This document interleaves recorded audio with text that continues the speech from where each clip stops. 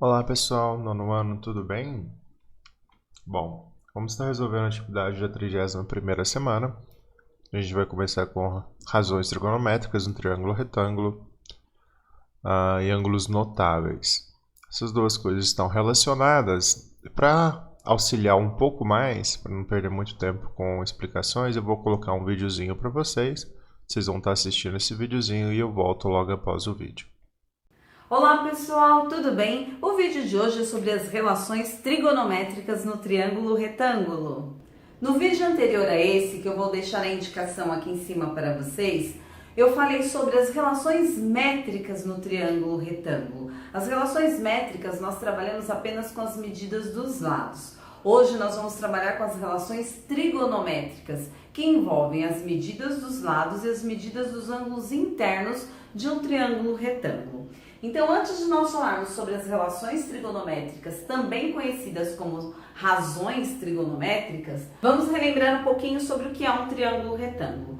Para ser um triângulo retângulo, o triângulo possui um ângulo interno com medida igual a 90 graus, que é conhecido como ângulo reto, e outros dois ângulos agudos com medidas menores do que 90 graus. Além disso, nós temos os lados que formam este triângulo. O lado que está oposto a este ângulo reto é o que nós chamamos de hipotenusa. E os outros dois lados que formam este ângulo reto é o que nós chamamos de cateto. Nós temos que classificar esses catetos em relação a um determinado ângulo. Então, eles vão ser classificados em cateto oposto a esse ângulo ou cateto adjacente a este ângulo. Então, nós vamos observar aqui através do ângulo B e do ângulo C. Então, quem é o cateto oposto em relação a B e quem é o cateto adjacente? Quem é o cateto oposto em relação ao ângulo C e quem é o adjacente? Eu vou marcar aqui, ó, cateto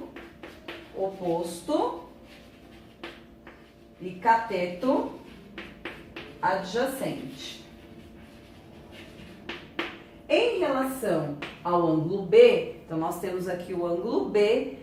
O que é um cateto oposto? O que é o oposto? É que está em frente. Então, quem está em frente a ele? Este lado Bzinho. Então, o cateto oposto ao ângulo B vai ser o Bzinho. E o adjacente? O adjacente é o que está do mesmo lado do ângulo, que é o Czinho.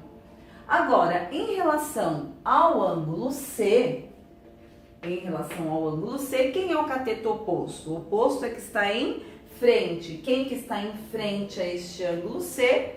Este lado Czinho. E o adjacente é o que está ao lado dele. Quem está ao lado dele? O Bzinho. E nós precisamos saber quem é o oposto e quem é o adjacente quando nós formos trabalhar com as relações trigonométricas, que são elas: o seno de um determinado ângulo, o cosseno de um determinado ângulo e a tangente de um determinado ângulo. Então, o seno de um determinado ângulo vai ser igual à medida do cateto oposto em relação a este ângulo sobre a hipotenusa. O cosseno de um determinado ângulo vai ser igual à medida do cateto adjacente em relação a esse ângulo sobre a hipotenusa. E a tangente de um determinado ângulo vai ser igual à medida do cateto oposto a esse ângulo sobre a medida do cateto adjacente. Então, abreviando aqui, nós temos que o seno de um ângulo vai ser igual ao cateto oposto sobre a hipotenusa, o cosseno de um ângulo vai ser o cateto adjacente sobre a hipotenusa e a tangente de um ângulo, o cateto oposto sobre o cateto adjacente. E aí existe um macetezinho aí para nós não esquecermos dessas razões trigonométricas, que é o só catoa. Por que só catoa? Porque são as abreviações: seno, oposto, hipotenusa, cosseno, adjacente, hipotenusa, tangente, oposto e adjacente. Então lembra lá, só catoa. E aí você vai conseguir montar as razões trigonométricas. Todas as vezes que você for resolver um exercício onde você tem que trabalhar com as relações trigonométricas, você terá os valores de seno, cosseno e tangente referente ao ângulo. No caso, nós temos uma tabela chamada tabela trigonométrica, que tem todos os valores possíveis ali para os ângulos. Mas nós temos também o que nós chamamos de ângulos notáveis, que são aqueles ângulos mais utilizados, por isso o nome notáveis. Então nós trabalhamos com os ângulos agudos, Então, por que ângulos notáveis? Porque são os ângulos que mais aparecem: 30 graus, 45 graus e 60 graus. Toda a tabela trigonométrica você não precisa saber, mas os ângulos notáveis é importante que você saiba. Por quê? Porque se for um ângulo diferente desses, o exercício ele até traz o dado, o valor. Porém, se for um ângulo de 30, 45 e 60 graus, muitas vezes o exercício não traz o valor porque acredita que você saiba esses valores. Então, essa tabela aqui também existe um macetezinho para decorar, que eu vou tentar aqui passar para vocês, que é uma paródiazinha de uma musiquinha. E aí a paródia fica assim: 1, 2, 3, 3, 2, 1, tudo sobre 2. A raiz vai no 3 e também no 2. A tangente é diferente, veja só você. Raiz de 3 sobre 3, 1 raiz de 3. Então é só para você lembrar, né? Um macetezinho para não esquecer os ângulos notáveis, caso o exercício que você esteja fazendo não traga. E aí nós temos então este exemplo, onde eu tenho que encontrar os valores de x e y, que são os catetos, e eu tenho o valor da hipotenusa, que são 8 metros, e eu tenho um ângulo de 30 graus. E eu tenho aqui as relações trigonométricas. Para nós descobrirmos os valores de x e y, qual delas que nós podemos utilizar? Bom, eu tenho a hipotenusa e tenho o ângulo. Então, eu tenho que descobrir o cateto oposto e o cateto adjacente. Então, eu posso começar ou com o seno, que é o cateto oposto sobre a hipotenusa, ou com o cosseno, que é o cateto adjacente sobre a hipotenusa. Por que não a tangente? Porque no caso eu preciso ter dois valores para encontrar um. A tangente eu teria x para o cateto oposto e y para o cateto adjacente. Só teria o valor da tangente de 30, que é a raiz quadrada de 3 sobre 3. Então, tangente aqui nesse caso eu não poderia utilizar.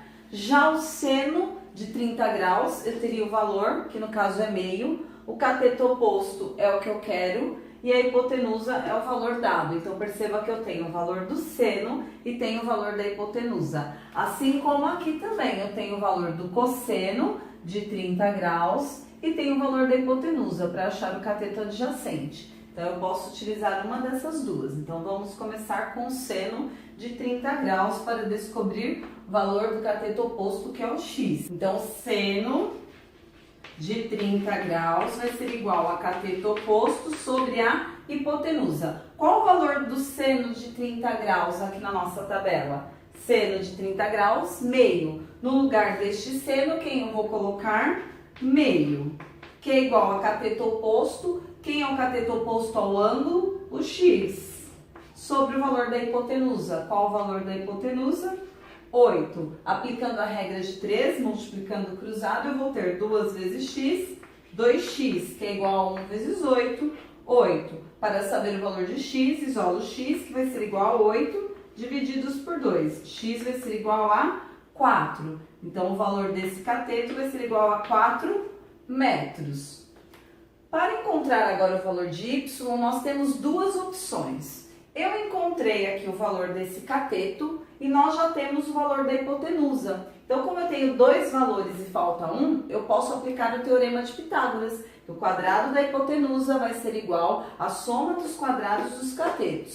Mas, como nós estamos trabalhando com as relações trigonométricas, nós vamos utilizar aqui o cosseno de 30 graus, que também vai dar o mesmo resultado. Então, cosseno de 30 graus vai ser igual a cateto adjacente sobre a hipotenusa. Qual o valor do cosseno de 30 graus aqui na tabela? Cosseno de 30 graus, raiz quadrada de 3 sobre 2. Então, no lugar do cosseno, eu vou substituir por raiz quadrada de 3 sobre 2, que é igual a cateto adjacente. Qual o valor do cateto adjacente a este ângulo de 30 graus? O y. Sobre a hipotenusa, qual o valor da nossa hipotenusa aqui? 8. Fazendo a multiplicação cruzada, 2 vezes y, 2y, que é igual a 8 vezes raiz quadrada de 3, 8 raiz quadrada de 3. Isolo y, que é igual a 8 raiz quadrada de 3, divididos por 2. 8 divididos por 2, 4 raiz quadrada de 3. Então, o y vai ser igual a 4 raiz quadrada de 3 metros. Então, utilizando as relações trigonométricas, nós encontramos os valores desconhecidos aqui deste triângulo retângulo, utilizando medida do lado e medida do ângulo. Bom, agora que vocês já assistiram o vídeo, já entenderam, então ó, vamos para as atividades, por exemplo. A 60 metros de distância, o engenheiro civil coloca o aparelho com uma inclinação de 30 graus, como mostra a figura. Qual das relações trigonométricas deve ser usada para solucionar esse problema? Aqui eu quero que só você monte a equaçãozinha, ainda não precisa responder. Mas olha só, a gente está observando em relação ao ângulo de 30 graus, então a gente está procurando o cateto oposto e a gente conhece o cateto adjacente. Então, a gente não precisa da hipotenusa e nem conhece ela. Se a gente precisa do cateto oposto e conhece o cateto adjacente, só existe uma relação trigonométrica que usa cateto oposto e cateto adjacente ao mesmo tempo, que é a tangente. Então, vocês vão montar a tangente do ângulo, que nesse caso é 30 graus, é igual ao valor do cateto oposto dividido pelo cateto adjacente. Por enquanto, não precisam responder. Ângulos notáveis. A partir do conhecimento dos ângulos notáveis, vocês vão ter o conhecimento de qual vai ser a tangente de 30 para você estar substituindo e resolvendo. Bom, aqui vocês já viram também no videozinho sobre essa tabelinha. Os ângulos notáveis são os ângulos mais utilizados, por isso que eles precisam ser até mesmo decorados. Não é tão difícil decorar como se constrói essa tabelinha. E agora chegou a hora da gente substituir. Por exemplo, aqui nesses exemplos de cima, a gente tinha uma equaçãozinha. O seno de 30 é x sobre 50. Agora que a gente sabe o seno de 30, vamos substituir. Seno de 30 é x sobre 50. Substituindo o seno de 30 por 1 meio, fica meio é igual a x sobre 50. E a gente multiplica cruzado. 2x é igual a 50, x é 25. Nessa segunda aqui, a gente tinha o cosseno de 30, que é igual a y sobre 50. Agora a gente sabe quanto que é o cosseno de 30, que é a raiz de 3 sobre 2. Cosseno de 30, a gente substitui. Cosseno de 30 é y sobre 50. Vai ficar raiz de 3 sobre 2, y sobre 50. Multiplica cruzado, 2y é igual a 50, raiz de 3. Deixa o y sozinho, uma equaçãozinha, né? Passa o 2 dividindo, 50 dividido por 2, 25, raiz de 3. Temos aqui a explicação da tangente também. Agora chegou a hora de vocês calcularem essa atividade número 1. Realize os cálculos do problema da aula anterior. Vocês vão considerar a raiz de 3 igual a 1,7. Quando? Só lá no finalzinho. Lá no finalzinho, por exemplo, vamos supor que você calculou e chegou nisso aqui, 25 raiz de 3. Aí esse aqui é o finalzinho das contas. Aí você vai considerar a raiz de 3 igual a 1,7 e vai substituir. 25 vezes 1,7, no lugar de 25 vezes a raiz de 3, e calcular. Vocês vão ter montado aqui a primeira, vai ficar com a tangente de 30, né? Olha na tabelinha, a tangente de 30, a raiz de 3,3, substitui como nos exemplos anteriores e multiplica cruzado. E no final, utilize a raiz de 3 olhando 1,7 para encontrar a resposta final. Bom, agora a gente vai mudar um pouquinho. Vamos falar de função. O conceito de função. Aqui tem um probleminha para explicar um pouquinho, né? Uma peteca custa 30 reais. Se representarmos por x a quantidade de petecas iguais a essa, o professor de educação física quer comprar... Não, desculpa. Se representarmos por x a quantidade de petecas iguais a essa que Rui, professor de educação física, quer comprar, e por y, o preço em reais que ele vai pagar, a gente organiza assim, quantidade de peteca x. Se for uma, ele vai pagar 1 vezes 30 reais, que é o valor da peteca, que dá 30 reais. Se for duas petecas, 2 vezes 30, que dá 60 reais. Se for 3 vezes 30, que dá 90 reais. Então, isso é uma função, porque a gente não sabe quantas petecas que ele vai comprar, e dependendo do valor da peteca que ele vai comprar, de quantas, o valor a pagar vai mudar. Então, uma coisa está em função da outra. Por exemplo, eu vou lá no mercado. E quanto que você vai gastar? Depende de quantas petecas que eu vou comprar. Então, a quantidade de peteca que eu vou comprar e a quantidade de valor que eu vou gastar, uma coisa depende da outra. Isso, quando existe essa relação de dependência, a gente chama de função. Por exemplo, num táxi. Ah, eu vou pegar um táxi. Quanto que você vai pagar? Não, depende de quanto que você quer rodar.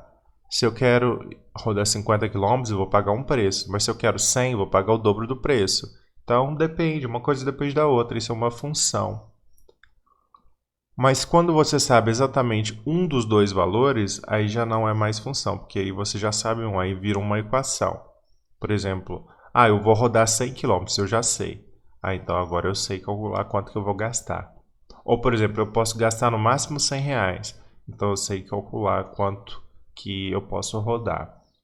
Aí já não é função mais, já virou uma equação. Mas quando os dois valores estão desconhecidos ainda, eu não sei nem quantas petecas eu vou comprar e nem quanto que eu vou pagar, uma coisa depende da outra, aí é uma relação de função. Estejam lendo aqui, para mim. Aqui tem aqui, o preço Y a pagar é dado em função da quantidade X de petecas. A sentença Y igual a 30x é chamada lei de formação dessa função. Y, que é o quanto que ele vai pagar, é 30 vezes X, que é a quantidade de peteca. Cada peteca custa 30 reais, então Y é 30 vezes X, quantidade de peteca.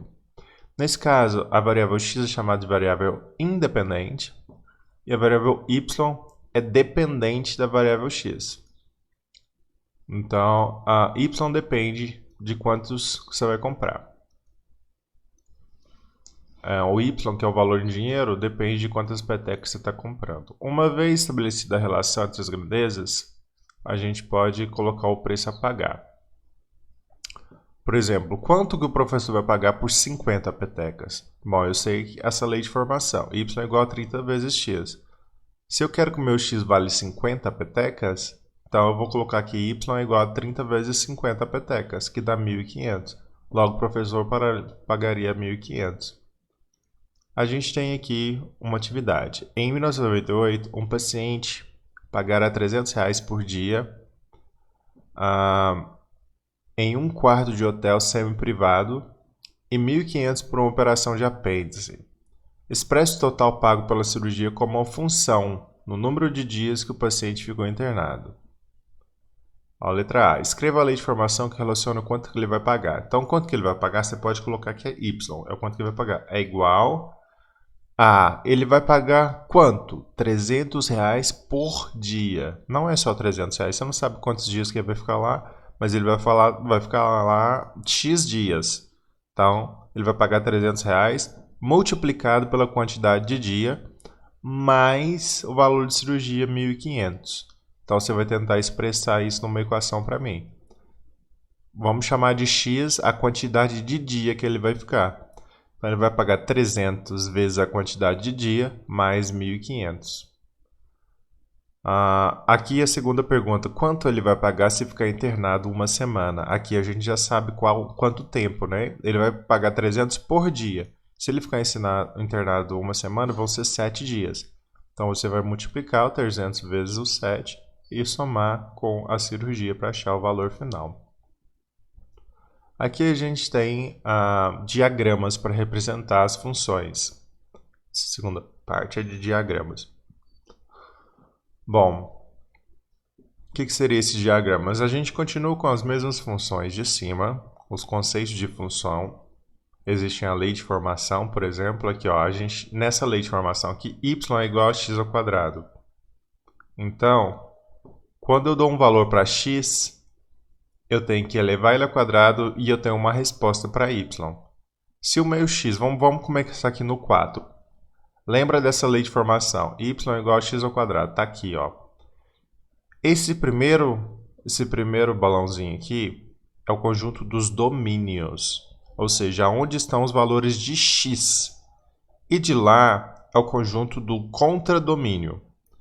E os valores de y são somente aqueles que recebem a setinha. Nesse caso aqui, todos estão recebendo a setinha. Então, todos são imagens dos valores de x, são as respostas, são os valores de y. Então, aqui a gente tem x e y. Perceba que y é igual a x ao quadrado. Se o meu x valer 4, quanto que vai valer o y? Bom, vamos pôr 4 aqui. 4 ao quadrado, 16. Então, y é 16. Tá vendo que a setinha do 4 foi no 16? Porque x valendo 4, o y seria 16. E se o x valer 2? Bom, vamos pôr aqui 2 vezes 2, 2 elevado a 2, né? Que é 2 vezes 2, 4. 4. Se o x for 0, 0 elevado ao quadrado é 0, y 0. Se o x for menos 1, aí seria menos 1 vezes menos 1, que dá 1 positivo, porque a gente vai multiplicar, tá aqui, ó, menos 1 ao quadrado. Eu não sei por que colocou esse 4 aqui não, né? Mas seria 1, aqui tá errado. Seria 1, porque menos vezes menos dá mais, e 1 vezes 1 é 1. Então, seria 1. Menos 3, se o x valer menos 3, eu vou multiplicar menos vezes menos, que fica mais, 3 vezes 3, 9. Então, y seria 9. Então, aqui a gente tem os valores de x, que são chamados de domínio, e a gente tem os valores de y, que são as imagens. Nesse caso aqui, ó, aqui a gente tem o domínio, que são os valores de x, que você tem que pôr na lei de formação. E aqui a gente tem um contradomínio bem maior. Tem muitos números no contradomínio. Mas as imagens, que são os valores de y, são somente esses aqui, ó, que recebem as setinhas. Então a gente tem domínio, contradomínio e imagem. Imagem são as respostas, são as que recebem a setinha. Vamos prestar atenção nisso aqui, ó. Aqui ele te deu uma equação definida por x igual a f de x. F de x é a mesma coisa de y. Posso até tirar aqui, ó, e colocar y. Y igual a x ao quadrado. Então, pegamos os valores de x do domínio, colocamos na fórmula e vamos encontrar as imagens. 0. O primeiro valor de x é 0. 0 elevado ao quadrado dá 0. Por isso que a setinha foi lá no 0 no valor do y. Menos 1.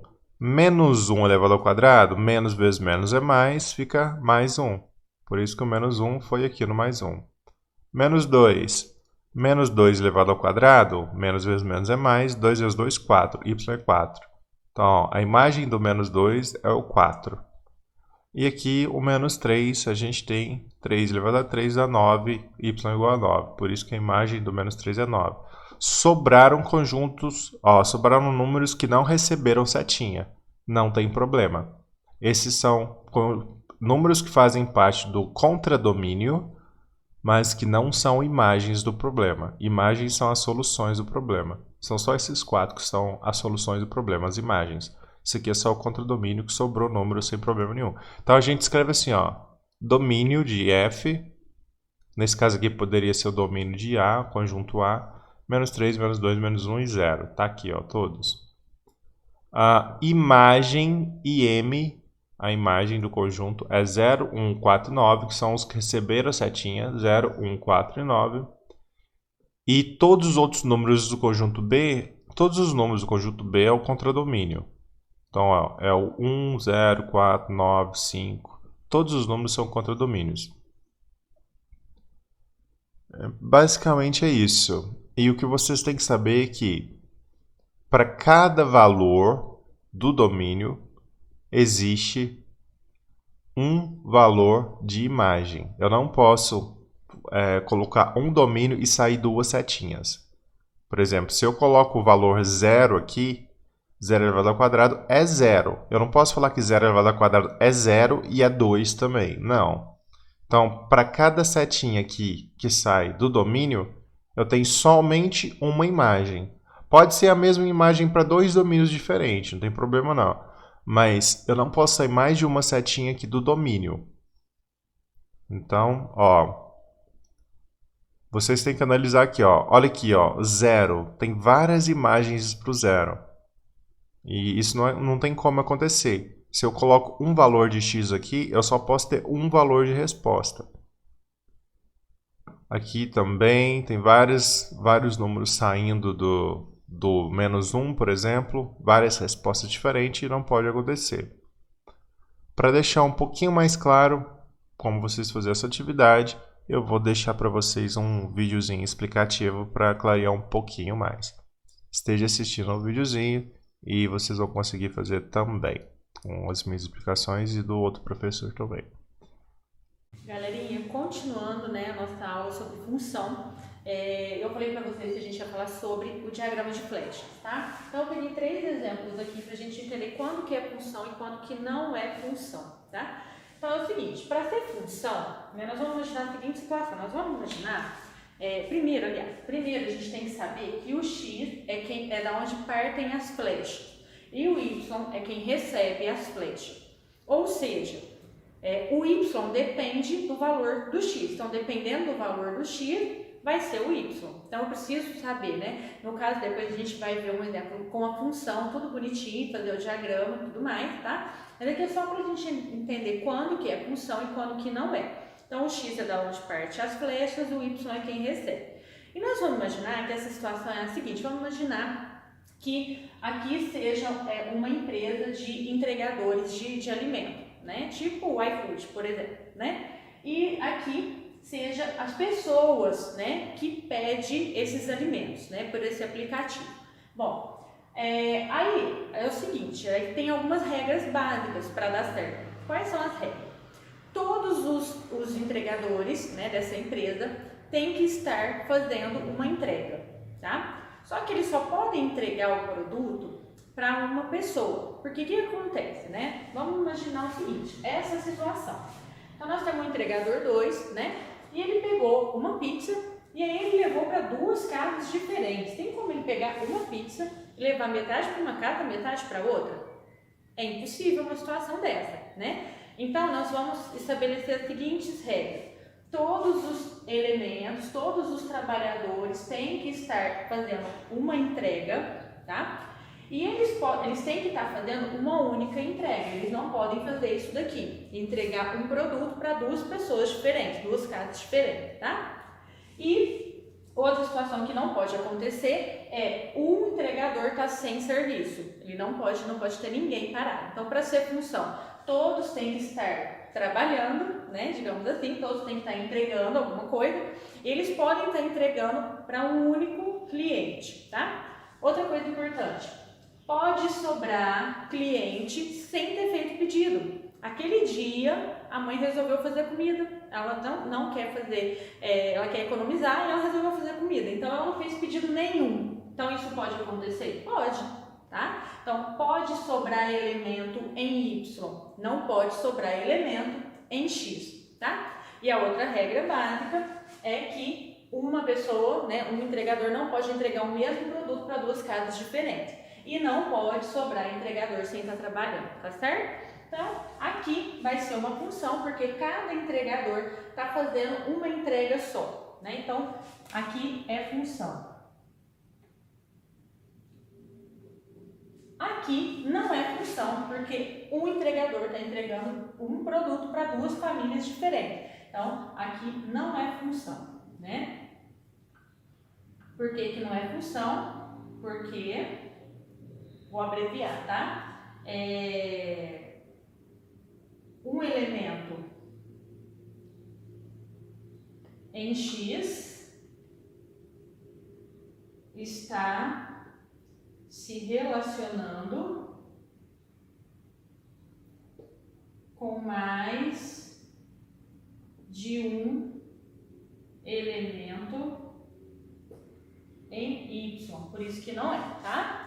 E esse daqui também não é, porque sobra elemento sem se relacionar com Y, tá? Então, esse aqui também não é, pois sobra elemento em X sem se relacionar. Outra coisa, pessoal, que às vezes as pessoas confundem, tá? O que pode acontecer, por exemplo, ó? Pode acontecer essa situação aqui, ó. Aí vocês vão ficar confusos. Por quê? Você fala assim, mas não pode. Vamos pensar o seguinte, esse entregador, nessa casa aqui, algumas pessoas pediram pizza e outras pessoas pediram lanche. né? Então esse entregador aqui foi levar a pizza, esse aqui foi levar o lanche. Então isso pode acontecer? Isso pode acontecer, tá? Então os elementos de Y pode receber mais de uma flecha? Pode, tá? Porque você pode pedir uma coisa num lugar, outra coisa no outro. O que não pode acontecer é um entregador levar o mesmo produto para duas pessoas diferentes. Isso não pode acontecer, né? Para duas casas diferentes, aí não dá certo, né?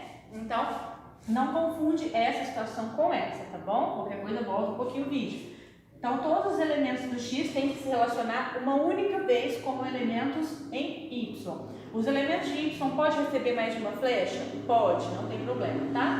O que não pode acontecer? Um entregador entregar para duas casas diferentes, tá? E não pode sobrar nenhum elemento sem se relacionar, não pode sobrar ninguém sem trabalhar, tá certo? Então, são as regrinhas para que esteja ou não uma função analisando o diagrama de flechas, tá certo? Até a próxima. 5. Análise de gráficos. Então aqui a gente tem um gráfico e é só para a gente analisar. Olha, variáveis envolvidas. As variáveis estão aqui, ó, ano e dívidas, em bilhão. Eu até coloquei aqui, ó, ano e dívida. As variáveis sempre ficam aqui. O que está variando? Está variando o ano e está variando a dívida.